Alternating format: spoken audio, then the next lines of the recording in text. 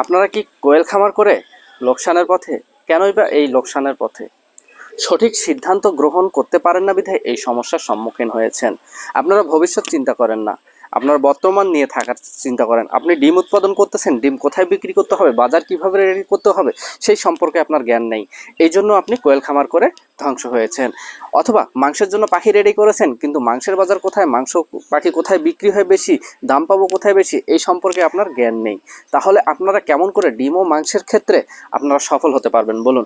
এই জন্য ছোট খামারিরা বেশি করে ধরা খায়। এর কারণ হচ্ছে আপনারা সঠিক পরিকল্পনা অনুযায়ী এগিয়ে যান না, এই জন্য সমস্যা হয়। তো আপনি যদি ডিমের জন্য, ডিমের চাহিদার জন্য ডিমের পাখি উৎপাদন করেন এবং ডিম উৎপাদন করেন, সেক্ষেত্রে আপনাকে জানতে হবে কোথায় ডিমের চাহিদা গোটা বছর থাকে। আর যদি মাংসের জন্য পাখি রেডি করেন, কোথায় গোটা বছর মাংসের পাখি বিক্রি করা যায়। এই দুইটি জায়গা নির্বাচন করে, এই দুইটি জায়গায় স্থায়ী ঠিকানা